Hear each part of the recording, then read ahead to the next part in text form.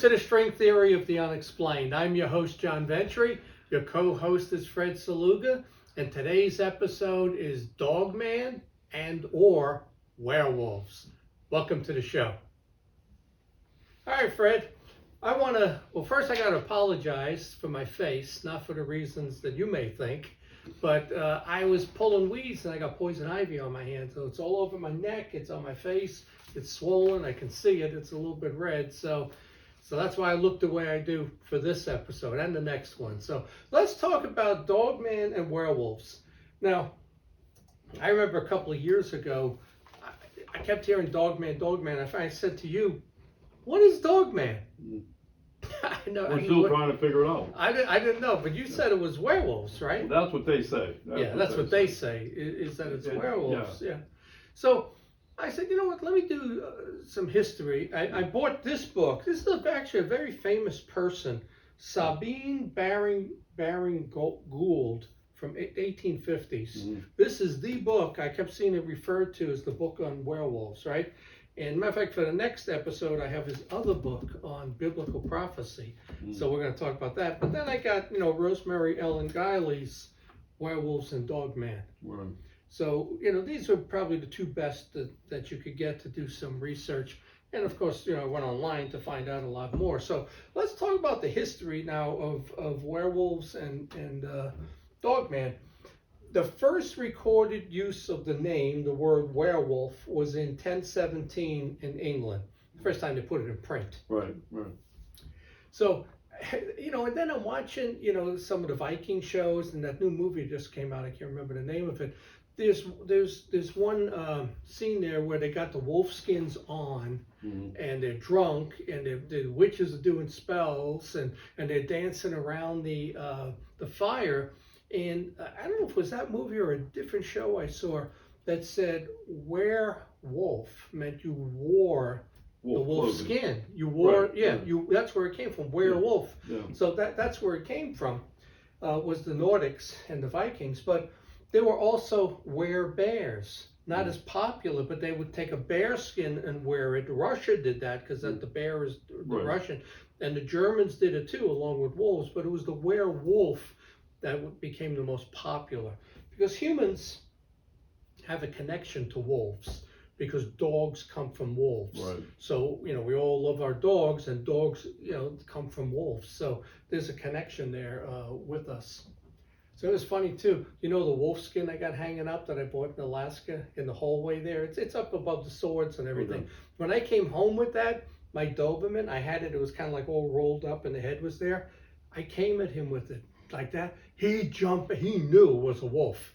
He whether it's the smell or the appearance. Right. I did it a couple times, the dog just kept jumping back. He didn't want to go anywhere near it. So then, you have the berserkers, which are the Vikings. They were the ones that would go into these cities and just kill everybody. Yeah. They were called berserkers. And they actually did a demonic ritual and believed that they were possessed by the wolf. And people, when you read through some of the stuff, they said that the berserkers were demonically possessed. So, if you do this stuff and ask for it and say, I'll give my soul, you can. The demons, angels and demons all over, they're here. So if you do that stuff and ask for it, you'll get it. And then something interesting too, and I've seen this in movies, was the Greeks believe that when you kill a werewolf, it turns into a vampire. I never heard that. Yeah. Werewolves become vampires when you kill them. But I think what I saw in the movie, I thought it was the other way around, that the vampire became a werewolf. But that was the Greek, and I've seen that in movies. England killed all the wolves. There are no wolves in Great Britain. They killed them all. Scotland, England, they killed all the wolves, but they have black dog cases. And we're going to talk about that right at the end, the black dog cases. Black dogs are very, with this whole thing, the wolf thing. It's connected to it. It absolutely is. But it's funny, they got rid of the wolves. They didn't have wolves, but they got big black dogs now. So it's whatever it is like a Native American Skinwalker shapeshifter. But John, is it To a an extent. shapeshifter or is it just something of that time? I don't We know. can change it. You know, this is the whole thing I think we're talking here. Okay, so werewolves, all right? So now, did they actually kill people and drink their blood and everything else? Who knows? Something did it. Huh? Something did it. Okay, so now there's no more like that, so now we bring the dogs in. So now Right. we got the dogs to take the place of the werewolf. Right. I mean, so next, what's going to be next? I'll have the cats. Yeah, You know? it'll be a cat. Yeah. So, but it's in cultures. You know, a lot of cultures around the Right. world, the werewolf.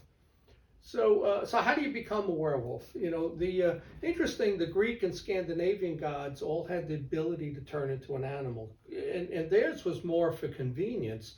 Like if the god, the Norse god, had to go somewhere 3 miles away, turn into a wolf and run, or he turn into a bird and fly. Mhm. You know, that was the Scandinavian beliefs that these people could turn into animals. You know, but basically, to become a werewolf, you can be cursed by the gods, then they turn you into a werewolf, or you go to a witch who does a spell and there's a salve that they put on you, Yeah. and you become the werewolf, or it's a demonic ritual like the berserkers used to do, or you drink water from a wolf's paw print and somehow that turns you into a werewolf. I never heard that one. Yeah, well, I didn't either until I was reading it in this book. So, and then one of the things they said was that at graveyards, they would put lanterns up in graveyards years, 200 years ago, 300, because they didn't want witches going in stealing body parts to do their deed. So that was a big thing, that they would have lanterns in all the graveyards. So first of all, werewolves can turn at will, unlike movies where they yes, be full moon, etc. A true werewolf, if they exist, can turn at will. If it needs to turn into a werewolf and fight you, it can. It can turn at will. So you're saying that a person can turn into a werewolf? If it's true, yeah. Yeah. But you can do it. You don't have to wait for the full moon. Yeah, let's say. yeah, you can do whatever you want to do. It isn't based on the moon. Yeah. It's that, like, I'm going to turn into a werewolf and I'm going to Right, fight, right, I'm going to kill you people, whatever. So, but lycanthropy, you've probably heard of lycanthropy. That's the name for turning into a werewolf. The story behind that comes from really the Greeks, that Jupiter, who's Zeus, if you look at Roman gods, Right. Jupiter is the Greek god. He turned King Lycan into a wolf because King Lycan served him human meat at a festival. So his punishment was, you're going to serve me human meat, now I'm going to turn you into a wolf. And it turned him into a werewolf.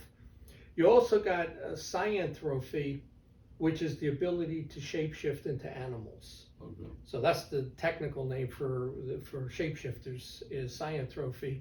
And then you got hypertrichosis, is the people that are born that have the full hair, face, and bodies, like they used to be in the freak shows and the circuses.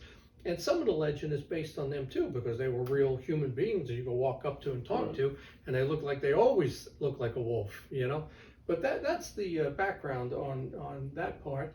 And then there were a lot of attacks by wolves or werewolves in the Baltic. And what this guy said, Olus Magnus, when an isolated human habitation is detected, they break in the doors and devour the humans and any animals present. Like a pack of the werewolves would come, and if it's a secluded hut or whatever, they'll kill everybody in there. As far as the fiction goes in Hollywood, if you'll see the old movies, you have to have a full moon. When the moon is full is when you turn into the wolf. That's when they start howling. And that silver bullets can kill a werewolf, and you need wolfsbane.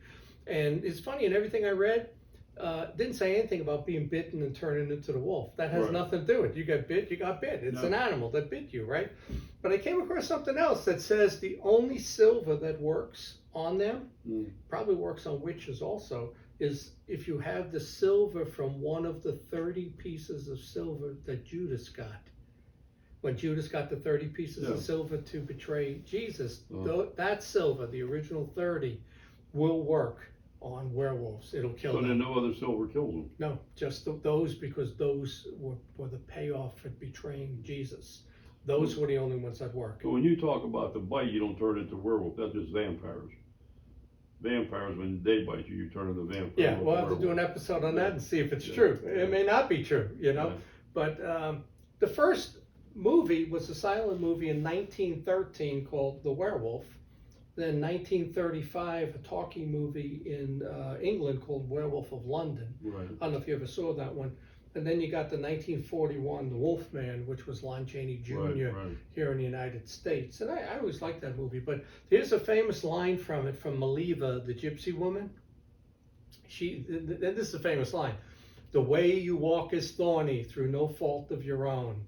Even a man who is pure in heart and says his prayers by night may become a wolf when the wolfbane blooms and the autumn moon is bright. I said that to my grandson over the summer. We were in Chicago. I said, although, you know, the way you walk is thorny. I think the grandmother got all mad at me. It's like, we're talking about werewolves for. So, Bram Stoker, who wrote Dracula, Right. in his notes, he had a scene in there with Lucy where remember Dracula couldn't get into the house because Van Helsing was there and they had garlic and everything else there. But there was a note in his notes that said Dracula was going to enlist a wolf to break into the house and drag Lucy out because he couldn't get into the house because they were stopping him, right? And they say that vampires can control wolves. Okay. And according to the folklore that the Greeks, if you kill a werewolf, it turns into a vampire. So maybe that's the connection. They're able to control them. And a little more with Hollywood, you see here, that's Penny Dreadful, which was a great show that was on. But Ethan Chandler, who was Larry Talbot, that character, he's a gunslinger and he's over in England now, and he was turned into a werewolf, but he went, the girls called him the Werewolf of God. Because I think as the show was going on, and they canceled it abruptly after the second season, he was going to be like the good guy. He's a werewolf, but like he's fighting the bad people and creatures. Right. So he was the Werewolf of God. I always thought that was cool because you didn't think God would have a werewolf doing his work. But he was turned into a werewolf by his adopted father, who was a Sioux Indian out west, you know, when he lived here. And the makeup that you see there, the appearance, is they got it from the Werewolf of London. Right. That it wasn't the full face werewolf. It was more like you, where you got hair, Right. but the middle of the face was normal. I don't know if you watch these movies, but you had the Howling movie. If you saw that was back around 1980. There was a werewolf colony in California. It was a good movie. And then you had American Werewolf in London, which was the big one. I think part of that. And then even Michael Jackson's Thriller. You know, he turned the movie theater, he turns into a werewolf, you know, and then later when they're dancing, it's zombies. But, so that was, and you know, there hasn't been a lot with werewolves recently, you know, you're not seeing a lot of that. It's a fad.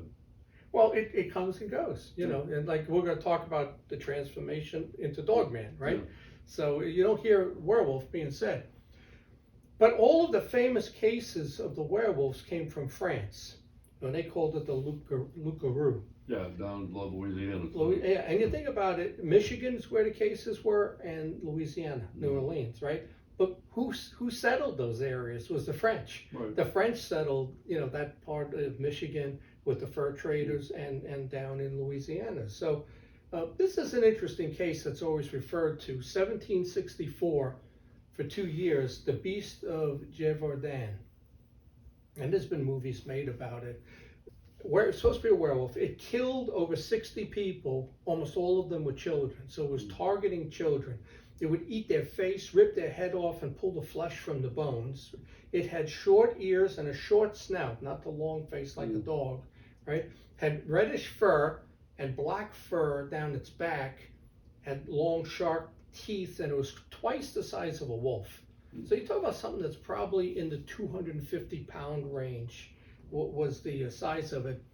But people claim that they saw it walking on hind legs. Now, it also avoided every trap that was set, didn't kill any livestock, and killed mostly children. So that tells you it had some intelligence, right? They couldn't catch it in a trap. So they brought the soldiers in, and the soldiers killed over 100 wolves, but the attacks kept happening. And then a local man encountered it and shot it. But he said when he raised his rifle to shoot it, he said the way it looked at him was a look of recognition, that they knew, this guy knew, they knew each other, right? Mm-hmm. And then when he killed it, they cut it open and there was the remains of one of the victims in there. So they knew this was the creature that was doing the killings. So they wrapped it up and they sent it to Versailles to be tested, but it completely putrefied by the time it got there. So they never did do a test. Now here's a picture. They think it was a hybrid of a wolf and a hyena.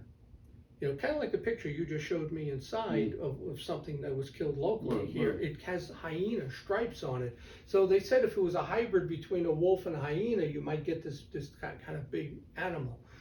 Other stories came out that they didn't believe any of this, that it was a guy dressed up in the wolf skin doing the killings. That's why he could target, never get caught in traps. And I saw a movie that way, and it, you know, one movie was a trained tiger wearing a wolf skin. The other was a man that was doing it. Then in France, in Nizan, France, 1584, these two teenagers, Marie and Ben Beidel, they encounter a werewolf. So the brother takes his knife out and he attacks it. The wolf bites his throat. The girl's screaming. The neighbors all come with their guns and they kill it. And it turns into a girl that they knew, Pinette Gandelon. It transformed. This is a case where it actually transformed back into the person. With the prior one, it was a freaking giant wolf that didn't transform, right? So they go and they arrest her family, put them in prison. And when they're in the cell, they're walking around on all fours. They got long teeth, long nails. They're howling and their eyes are red. So that was something that was in the family, or they did a ritual, they did something, but they all had this werewolfism in their family. There's another case in 1603 in Rocher Chalet, France. Jean Grenier confesses to they're having wolf attacks. He confesses, I'm the one who did it. But the victims say they saw a wolf, they didn't see a man. So they didn't hang him, they took him and they committed him to a monastery for life. And he later admits that he no longer practices werewolfism, but he craves human flesh. And his eyes, this one guy went to visit, he said the eyes are very deep set, long teeth and nails, walking around the cell on all fours, similar to the other family. 1996 in India, the headline is Locals Fear Werewolves. I actually looked it up. I couldn't copy that. It wouldn't let me copy the actual front page of the paper and put it there. But 33 children were killed, 20 mauled. The police got involved. They say they killed and caught 10 wolves, right? But here's a quote from one of the girls. It says, as it grabbed Anand, some boy, it rose onto two legs until it was as tall as a man. Then it threw him over its shoulder. It was wearing goggles, a black coat, and a helmet. And then they said this was probably Pakistani terrorists trying to scare them. And they were dressed in wolf stuff, but there was men dressed as wolves, like that other case. But then I looked a little further in India. In 1878, 624 local people were killed by wolves or werewolves. 624. That's a lot of people. I know there's a lot of people in India, but would you like that? Your town, you have 600 people killed of wolf attacks, you know? But again, so that's on our death certificate. They was killed. Oh, yeah, I don't know. That would be a good question. Well, you know, this is what I'm saying. We can say there was 1,000 killed, but if we see, you know, we don't see it, a lot of this could be, you know, total bullshit. Well, they would have put it down as a wolf attack. They wouldn't have said a werewolf attack. They would have said it was killed by an animal or a wolf. But then in Africa, they do similar ceremonies to this. They do these kind of animal dance orgies that they do. It's kept hidden from outsiders. There's a lot of alcohol drinking. They dance around like animals. They're naked. The men lick the other men. The women howl. They kind of act like with epileptic kind of fit stuff, frenzies and orgies, and a lot of gay stuff too. And then they claim that some of the women are able to turn into jackals. So it's a similar type ceremony that they do in Africa that you see in some of these other countries. So as far as the U.S. sightings, the first one was 1857 in Bray Road, Wisconsin. Then 1936 in Kenosha, 1944 Kentucky, 1958 Gregton, Texas, 1970 New Mexico, 72 in Ohio, 73 in Southwest PA, probably down in Uniontown, 89, 91, 04, and 21. What do they have in Uniontown? I'm just thinking it's 73, so I'm thinking it's the Stan Gordon case, right? Maybe, I don't know, maybe it's a different one. But 73 was when that big UFO case wave came across Pennsylvania. There was no wolves No involved in it. werewolf. Okay. Well, I'm going by an article that I looked up, and then 2013 in Henrico, Virginia. So that's the werewolf folklore that goes back to France. Right. And in some of the areas here in the U.S. that were French settled, you have the same stuff going on. But did they bring their legends and myths over, or did they bring the werewolf over? Right. That this is the werewolf coming over Yeah. doing this, or is it just the legends? I believe the legends. So the legends from France coming over. So that's werewolves, right? So now you got Dogman, right? And Dogman is not a werewolf, although many people have used the word interchangeably now. So what was the origin of the Dogman? Where did that first show up? It turns out it was in India in 400 BC that it's recorded, was a man, but with a dog head. A dog head on a man, a regular man with a dog head. And you also got the Egyptian gods. Right, that's what I was going to say. Yeah. You got the dog head. Yeah, and I've got the one inside. You got those, and they had animal heads, bird heads, but it was a full man's body with some sort of animal or bird head. Right. But that's the origin at around 400 BC over in India and Egypt. But Marco Polo, in his notes and journals, said he encountered dog-headed creatures on an island off of India in 1300.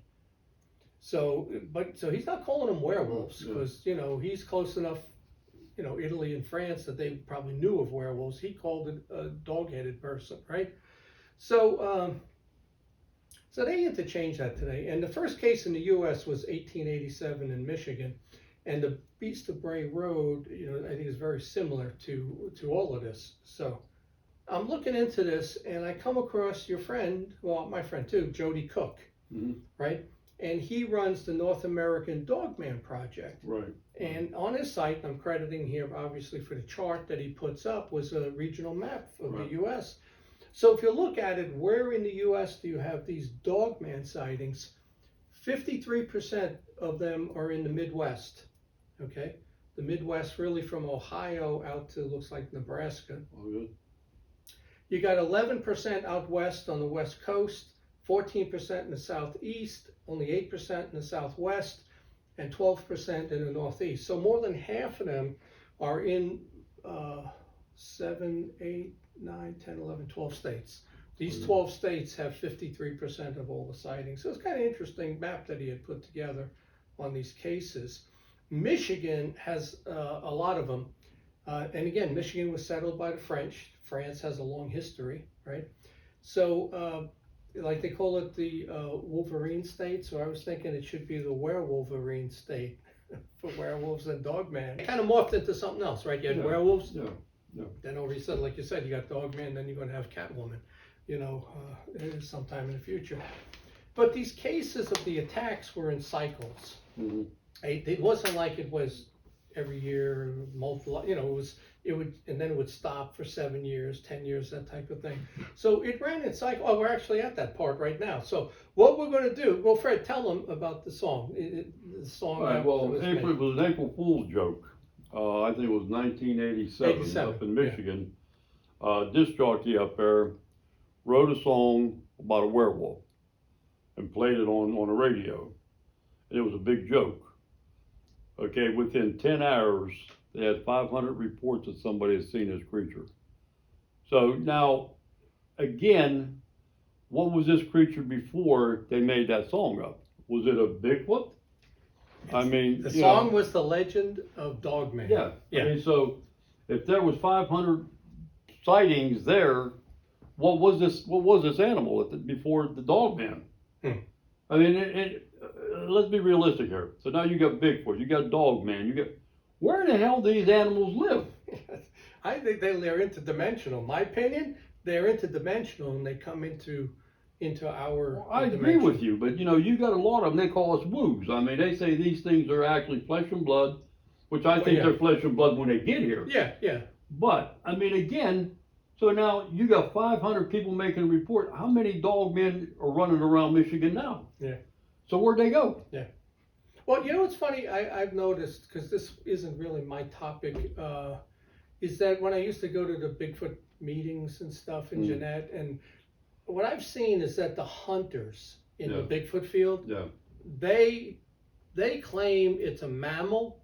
It's in hiding because they plan to shoot it. What are you talking about, Bigfoot? Well, Bigfoot and Dogman. Okay. That these are real creatures that are out. And let's face it, when you fly into Pennsylvania, all I see is freaking trees. Yeah. I mean, you got your city along the main Route 30, Route 22, and then everything is trees and mountains. But so there could be something hiding.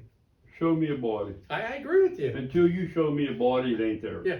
All the hunters, the hunters' mentality is, because they hunt, this is a real mammal, a primate for Bigfoot, or an animal for Dogman, and that they're going to shoot it. But yet, wait, let me talk about. Nobody ever finds a body when there's so many out in the woods. Let me talk a little bit. Okay. Yeah. So now, 15 years ago, there was only four or five people investigating Dogman. Right. Okay, with you were one of them. Yeah. I was one of them. Yeah, Brian, Seach, and Terry. Okay. And Jody and what's her name out in Wisconsin. Rosemary credits Brian and Terry in this book. For some information. Yeah. You don't like me. But anyhow, I'm sitting down at a thing down in Saltport. They're having a conference down there. Well, one of our famous investigators from Western Pennsylvania and another investigator was sitting there, and he said, well, Fred Saluga's crazy because he believes in this shit. Now they're the biggest people there are. Yeah. Well, once it gets popular, they step in and say, oh, I've been doing this forever. Yeah, I mean, it's the money. Yeah. They look at it, Bigfoot has become a big money maker. I mean, not Bigfoot, Dogman. Like they're having this big Dogman thing now. This thing, okay, you got Jody, he should be there. And I'm going to be very honest, Ron Murphy should not be there. He doesn't know a damn thing about a Dogman. He's ghosts. He does ghosts, right? No, he's an expert on everything now. And then a couple of the other ones shouldn't be there. I mean, get people that are involved in it. It's like Stan, the man, he said about the one sighting they had in Uniontown, it was a dog man. It was no dog man. It was, he was one no dog man. Now all of a sudden there's a dog man with him. These people jump on the bandwagon for whatever it is. Yeah. And it's bullshit. I mean, I think it's a lot like the Ancient Aliens show, which I criticize highly. They take everything and they turn it into something else. What they want. Yeah. What they need to do for the show, and that show has no credibility to me. But I mean, it's interesting. But Jody and the guy that got the podcast, what the hell's his name? Them two and the guy from Kentucky. Spinks? No, I'm not saying nothing about him. The guy from Kentucky with Nutley. Okay. Nutley investigated it. Jody and the guy that got I forget his name, he got the podcast. Those three are the three that actually know anything about the Dogman. Yeah. The rest of them, they're just there because they got a name. Yeah. So they go like Dick Redford. Yeah. He's never been in the woods. Yeah, I know. Nick just looks stuff up and he writes articles. And he's a guy, like I said, you got to keep writing books. He pumps out like 2 books a month. Yeah. Because once you put it out, you're not getting sales anymore. You got to go on to the next one. And you said Spinks. Now Spinks wrote a book on Dogman. Oh, did he? Oh yeah, Dogman of West Virginia. Okay. So did he investigate it, or is he going skinning around looking for stuff and he writes a book on it? You can look a lot of this stuff on the internet. So let's do this now for the viewers. Let's play the song, The Legend of Dogman. It's 5 minutes long. So here you go. And it's actually pretty good. It shows you some stuff, and then it's the song. So here you go. So the officer and I went out there to take a look at it. He just tried to chew in around the doors. And you could see a dog print, alongside the window there. And so it was, dog.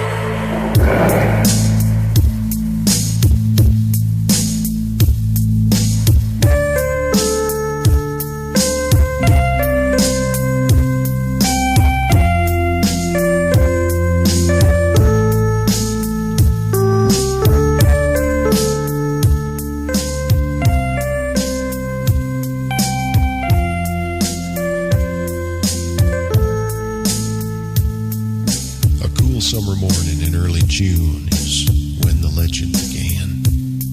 At a nameless logging camp in Wexford County where the Manistee River ran.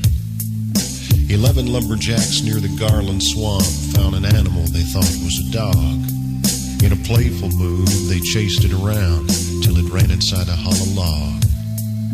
A logger named Johnson grabbed him a stick and poked around inside. Then the thing let out an unearthly scream and came out and stood upright.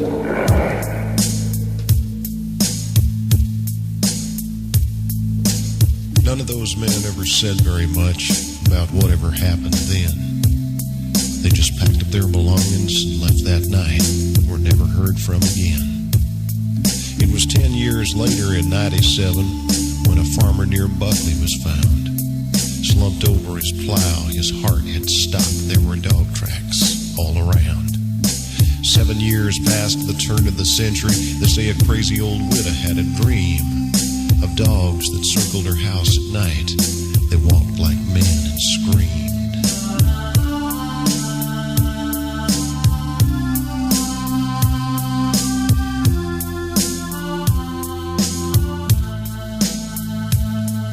In 1917, a sheriff who was out walking found a driverless wagon and tracks in the dust like wolves had been stalking. Near the roadside, a 4-horse team lay dead with their eyes open wide. When the vet finished up his examination, he said it looked like they died of fright. In 37, a schooner captain said several crew members had reported a pack of wild dogs roaming Bowers Harbor. His story was never recorded.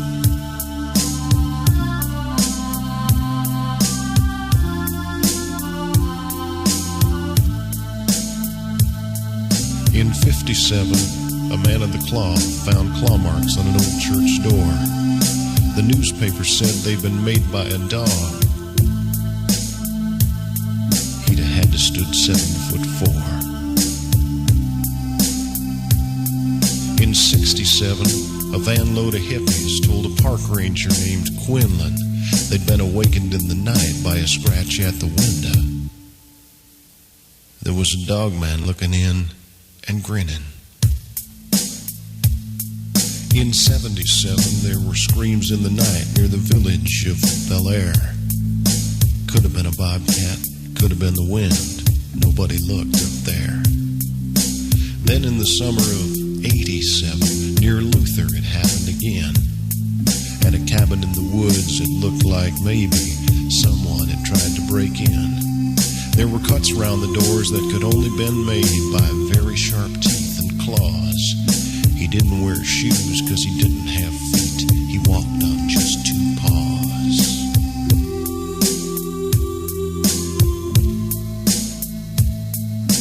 So far this year, no stories have appeared. Have the dogmen gone away? Have they disappeared? Soon enough, I guess we'll know, because this is the time to fear. For another 10 years has come around. The 7th year is here. And somewhere in the Northwoods darkness, a creature walks upright. And the best advice you may ever get is don't go out at night.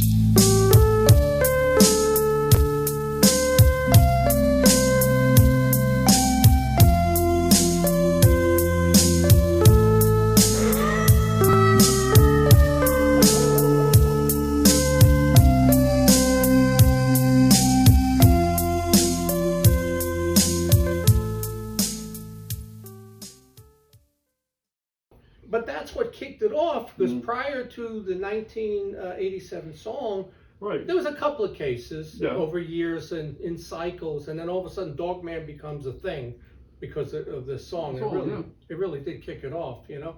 But, you know, people say it walks upright, has no fear of humans, it's very cocky, it makes eye contact with you, kind of dares you, like stands there, Right. dares you to do something. Yeah, this is like it was part human or... This is the thing with the Dogman. We tell you a couple cases here. We had a case down in West Virginia. The guy was working with the wells, gas wells. He was a big shot. He come around a curve, and he said the Dogman was standing in the middle of the road. Yeah. All right. He says when he stopped and his motor stopped, and he says, Fred, he says it had to only be 15 to 30 seconds. He says it seemed like a lifetime.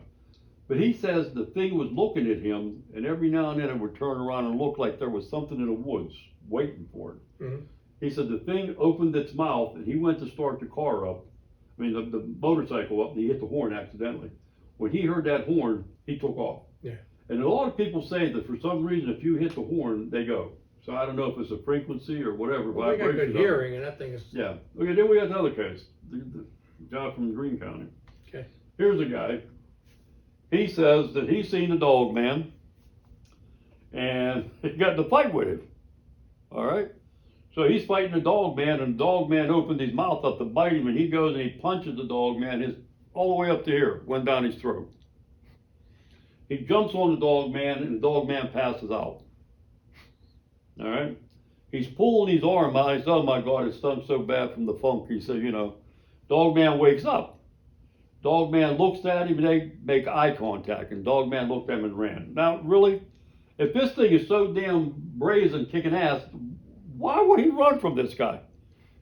First of all, I think most of these stories are made up Yeah. to make everybody, oh my God, I seen the Dogman. You know, you're full of shit. You ain't seen no Dogman. first of all, you can't put your arm to your shoulder in almost any Well, animal. but But if story- you did punch him in the mouth, you would lose your forearm. Yeah. That thing would have been ripped right off. But another part of the story was that it was in the beginning, but not now, he pulled the tart out.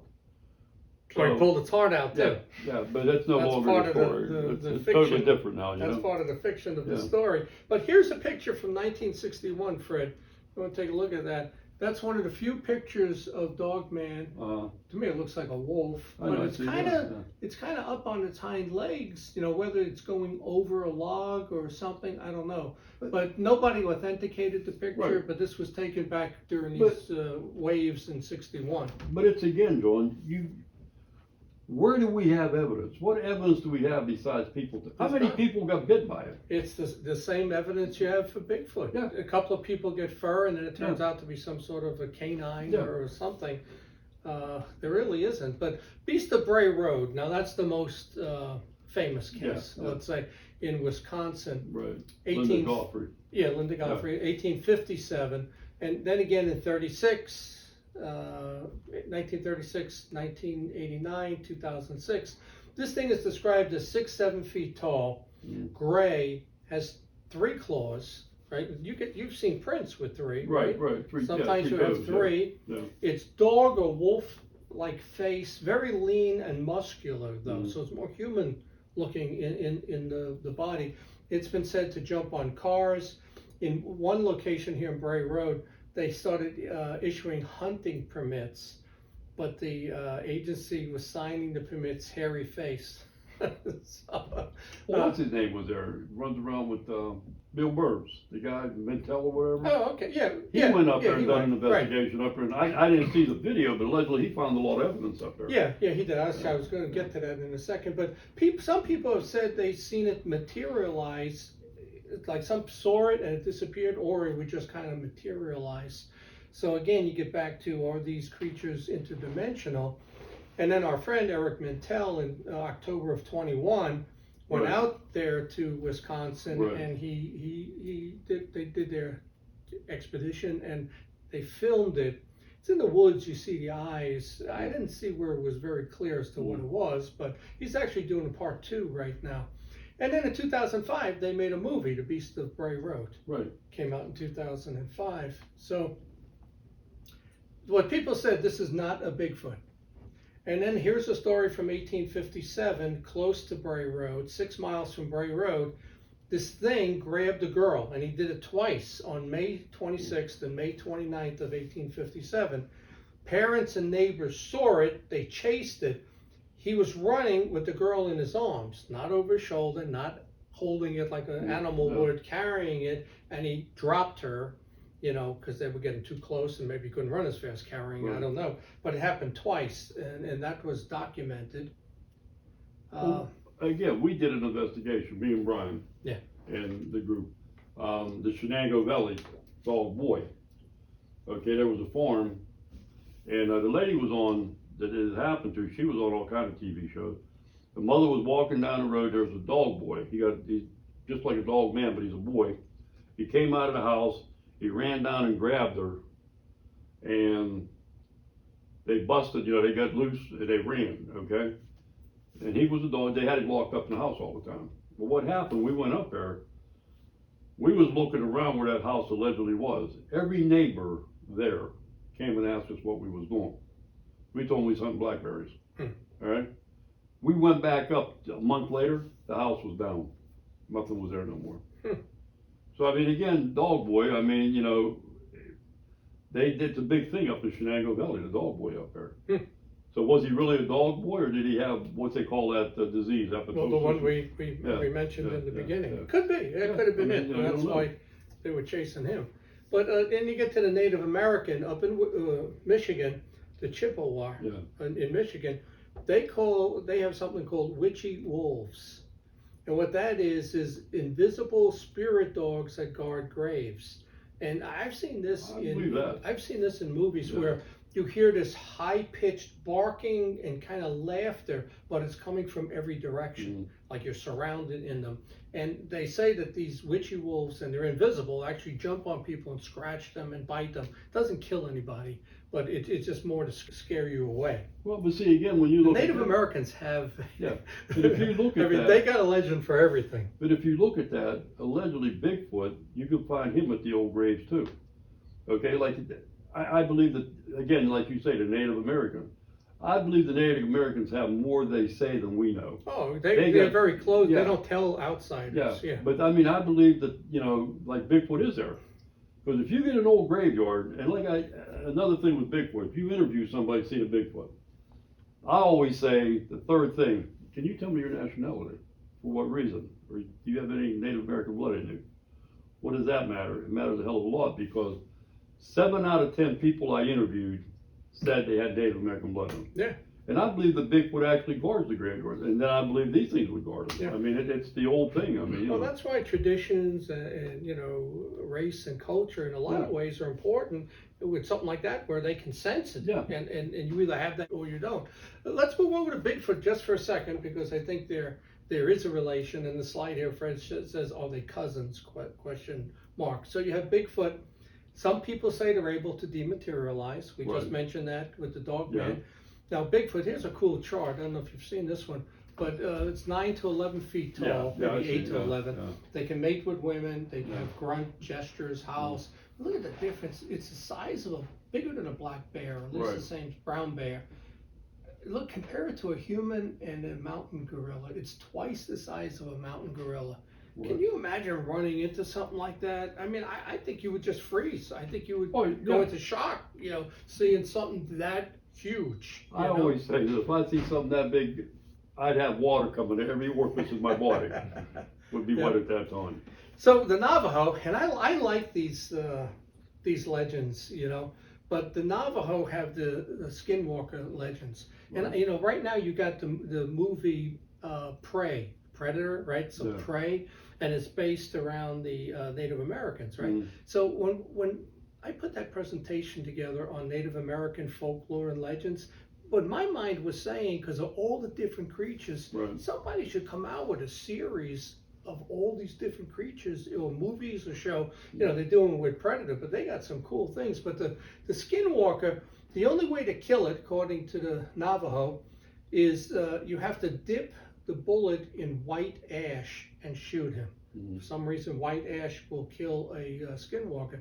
And what a Skinwalker is is you have to be a witch first to turn into a skinwalker, and you can turn into an animal, you can transform, but to turn into this, because this is like the worst of the worst in their culture, it's a witch who had murdered a family member first. So you killed some relative, your son, your wife, whatever, you know, or if it's a female, if it's a witch, killed her husband, then you can turn into this. And what actually happened, truthfully, in 1878, the military went on the reservation and did a witch purge. They went there and killed a lot of these women that they claimed were witches, and the military went in. They're not supposed to do that on a reservation, and they wiped out a whole bunch of them. The hunt for the Skinwalker, that's that Ute tribe, and people say it's a gateway for the Skinwalkers. Bigelow used to own the ranch. It's a TV series right now. But in 1983, people said they saw a beast dressed as a man, though, and that it attacked a truck. So if you remember the book, which you had brought up, the opening scene to that book, and I have it inside, was they come onto the ranch, the owners pull up, right? They're getting out, they see this wolf in the distance, really big, six feet at the shoulders, trotting over, that's the size of a bear, right? Bigger than a bear, trotting over, the thing probably weighed 700-800 pounds. They took out their guns, right? Rifles, I remember them saying the .357, got close, and the calves and stuff were in a pen, and they started shooting it, right? And they had claimed that meat actually went flying off. You would think that they would pick it up and have it analyzed, but nothing ever came of that. Again, it looked at them, you know, like daring or curious, you know, and it grabbed the calf right out from the pen between the wood in its mouth, and they're shooting it, and it kind of like just looked at them and just trotted away. Trotted away. The same way that this thing kind of taunts people. One of the ones they killed turned into a human. Oh, did it? Yeah. Okay. They killed a big wolf out there, and when they first went out there, when Bigelow got it, and they went out to look at it, it was actually a human. Okay. And I told you about the one here in Pennsylvania. It happened in, right here, a local 18 Northumberland of a hunter shooting a wolf, and it said finding a dead man with a gunshot wound at the end of the blood trail in November 2011. So what did the police do to the guy? I don't have nothing here with it. Yeah. And then it says here, a large wolf-like creature standing and jumping its hind legs along the road near Troy in Bradford County. So again, I mean, we got all this stuff here, but again, where's the evidence? Well, I mean, is there a police report on this? Well, where's the evidence for no. UFOs? You know, you have some films, some pictures, some trace evidence, but nothing that you could say is hard scientific evidence. Never habeas corpus, right? There's never a body or actual parts of a UFO, but there were so many crashes. Yeah, they say the porcupines eat them. So, I mean, come on. Well, the Mohawk Indians of New York believe in werewolves. They have stories of werewolves, but in the Indian culture, Native American, there are no stories of vampires. None. So that comes really, and probably Germany, I would think, is where the vampires come from, you know, those stories. And then here's something interesting too, when you talk about misidentifications, which a lot of times is happening. A buffalo soldier, do you know what a buffalo soldier is? It's when the Indians first encountered black Union soldiers, they looked at them and said, looks like a buffalo, called them buffalo soldiers. So they actually made a movie out of that. Here's Danny Glover, 1997, Buffalo Soldiers. They made a movie. But misidentifications. They got Indians also got a Dogman tribe. Oh, do they? I didn't. I was going to print it out and I didn't. But they actually have their own, they allegedly become Dogmen. It's a Dogman tribe of the Indians they have. Okay. They dress like dogs and dogmen and everything. Well, it's similar to the werewolf ritual, you know? Yeah. So we're going to go into black dogs. You have anything else on the Dogman, or well, you know, like you said, where is the actual body? Where is the proof of this stuff? But if you go, look at books from the 1960s, like Colin Ward and his wife used to write one, and a couple of other people. They had pictures of Bigfoot in there. If you would look at the pictures, it's a Dogman. Okay. But they call it a Bigfoot. If you look at a lot of the stuff, they said Dogman had like horns and that or you know, big teeth in it. that's a Dogman. Yeah. Unless a Dogman. But is it really a Dogman or is it a Bigfoot, a cousin or whatever? I mean, we're looking at two different things here, they say. I think it's all the same thing. Yeah. But it's a different breed. Well, you also got a lot of the stories of the Wendigo, right? Which was kind Yeah. of a human-looking creature when it had the antlers on it, right? Right. You had those, and then you have all these other stories I see on the Travel Channel of, in some of these other states of other creature-looking things that come out of the water or the swamps or whatever. We had a case up in, Brian talked to a lady, she's a Native American up in, what the hell county was it? Up north of us. Okay. And she seen Bigfoot up there, and her daughter told me she seen it was a human body with a dog head and horns. Yeah. In the woods. So I mean, again, she's a cop. But I said, did you get anything? Well, no.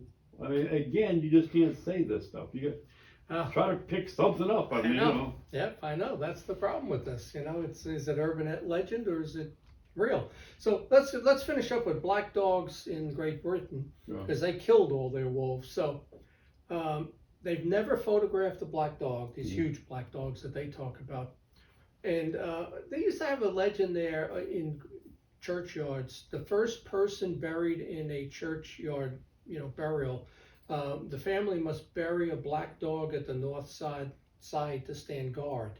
That's kind of like the Witchy Wolves that guard the cemeteries, but theirs was a black dog has to be buried there, right? They were seen at night. They have red eyes. They leave no footprints. So now interdimensional. They grin. They howl. Suffolk in England, 1577, this huge black dog showed up at a church service. People were in the church, right? So it goes in and it brushes up against two people, right? They both die just on contact with it. Another one it brushed against, the person shriveled up like old shoe leather, just shriveled up like leather. When it left a burn mark on the door that's still there, and the church bell in the stand was all twisted on the appearance of this thing. So it must have been some sort of, I think, this was like some powerful demon or something that could do something like that, right? 1810, this large black dog, it killed 10 sheep, it drank the blood. There were 39 cases from 1829 to 1958. 1874 in Ireland, it killed 30 sheep, again drank the blood. 1902, Arthur Conan Doyle writes The Hounds of the Baskervilles, which were black dogs, In Greek mythology, Hecate would roam around on moonless nights with a pack of howling black dogs. So that might be more of the origin of the black dog, because that goes all the way back to Greek mythology. 1939, some guy had two German shepherds, the black dog, and the shepherds went after him to attack it, and it killed one of the German shepherds. 1983, Rendlesham Forest, right? Our UFO, Rendlesham Forest.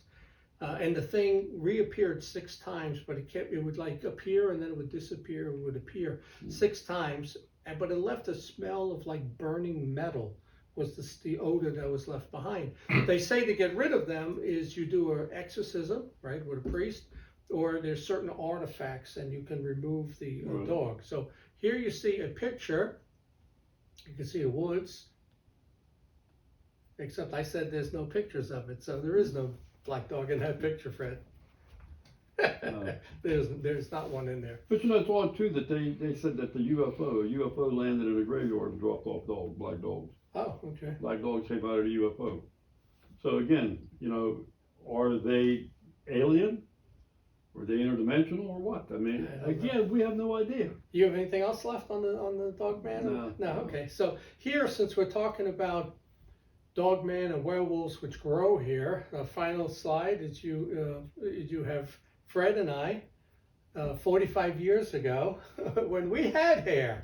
You can see me at 19. How old were you in this picture, Fred? I was 19 in that picture. That was the one on the beach with your wife, right? I was probably about 21. Yeah, so we were close in age at the time. So that's 45 years of us losing hair, right? So what I got for you right now is a treat, just like the song that we had found on Dogman. I made a werewolf movie at 16 years old in 1973 when I was living on Long Island with my family and friends and cousins and everything. So we're going to play that right now for you. Again, it's only 5 minutes long, like the song, and we're going to play that for you right now. This is my movie of the Wolfman.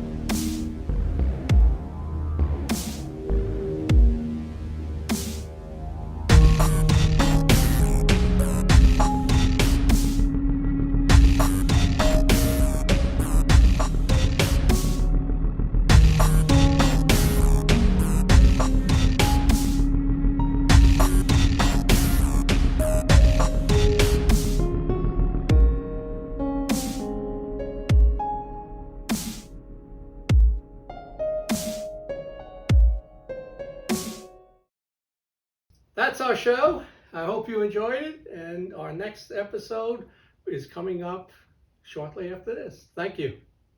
Thank you, man. Thank you, John.